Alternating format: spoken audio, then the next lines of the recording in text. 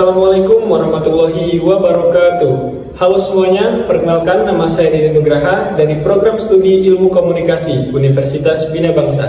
Di sini saya akan mempresentasikan tentang perencanaan dan rencanaan guna memenuhi mata kuliah pengantar manajemen dengan dosen pengampu Ibu Hajah Muflihah. Tidak usah berlama-lama, mari kita langsung masuk ke materi yang pertama tentang pengertian perencanaan. Pengertian perencanaan atau planning adalah fungsi dasar manajemen, karena organizing, staffing, directing, dan controlling pun harus terlebih dahulu direncanakan.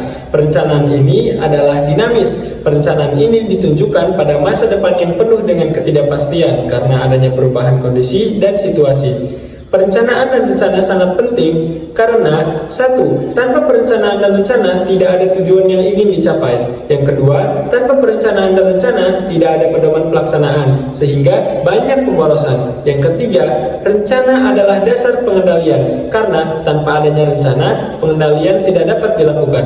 Yang keempat adalah tanpa perencanaan dan rencana berarti tidak ada keputusan dan proses manajemen pun tidak ada.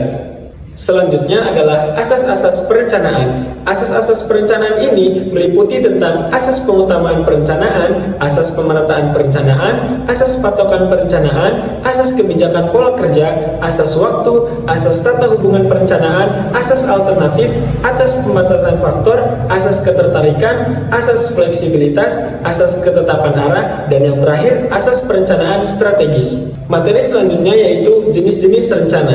Nah, jenis-jenis rencana ini meliputi tujuan, kebijakan, prosedur, rule, program, budget, metode, dan strategi.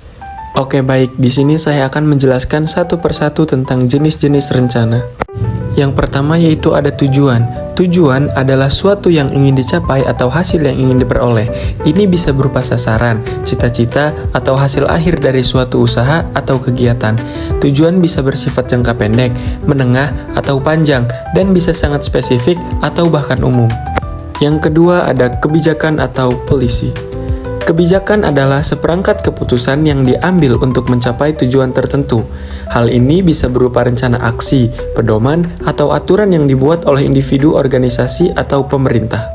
Selanjutnya ada prosedur. Prosedur adalah rangkaian atau langkah-langkah yang dilakukan secara sistematis untuk mencapai tujuan tertentu. Prosedur ini bisa berupa petunjuk, tata cara, atau aturan yang harus diikuti. Yang selanjutnya adalah rules. Rules atau aturan adalah pedoman atau ketentuan yang harus diikuti. Aturan ini bisa tertulis atau tidak tertulis, formal atau informal, dan berlaku dalam berbagai konteks. Di sini ada juga program. Program adalah konteks perusahaan, bisa diartikan sebagai serangkaian kegiatan atau proyek yang direncanakan secara sistematis untuk mencapai tujuan tertentu.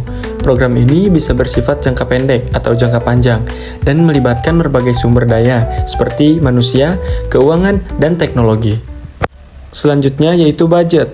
Budget atau anggaran adalah rencana keuangan yang dibuat untuk mengatur pendapatan dan pengeluaran dalam periode waktu tertentu. Ini seperti peta jalan keuangan yang membantu Anda mengelola uang dengan lebih baik. Selanjutnya yaitu metode. Metode dalam perusahaan adalah cara-cara sistematis yang digunakan oleh sebuah organisasi untuk mencapai suatu tujuan bisnisnya. Metode ini mencakup berbagai aspek, mulai dari proses produksi, pemasaran, hingga manajemen sumber daya manusia. Dan yang terakhir yaitu strategi. Strategi adalah rencana menyeluruh yang dirancang untuk mencapai tujuan jangka panjang.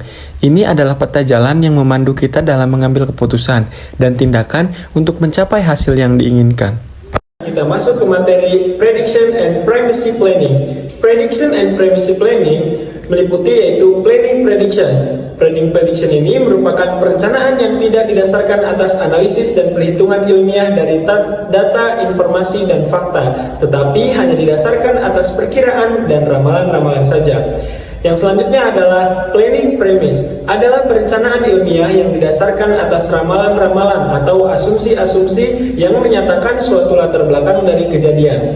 Selanjutnya adalah ancangan dari perencanaan. Ancangan dalam proses perencanaan dikenal sebagai top-down planning dan bottom-up. Nah, top-down planning ini adalah rencana yang disusun pada tingkat atas, kemudian diserahkan kepada bawahan, daerah, atau cabang. Selanjutnya adalah network planning. Network planning atau perencanaan jaringan kerja adalah untuk menentukan urutan waktu yang diperlukan dalam menyelesaikan pekerjaan.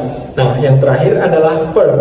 PERT adalah suatu metode yang bertujuan mengurangi adanya penundaan sebanyak mungkin maupun gangguan dan konflik produksi. Yang terakhir adalah perencana atau planner. Nah, perencana ini diproses oleh perencana dan hasilnya berupa rencana. Perencanaan sifatnya dinamis, sedangkan rencana sifatnya statis, yang di dalamnya telah ditetapkan tujuan dan pedoman pelaksanaannya. Rencana inilah yang akan dilakukan oleh para pelaku manajemen itu. Siapakah perencana itu? Ada yang tahu gak sih?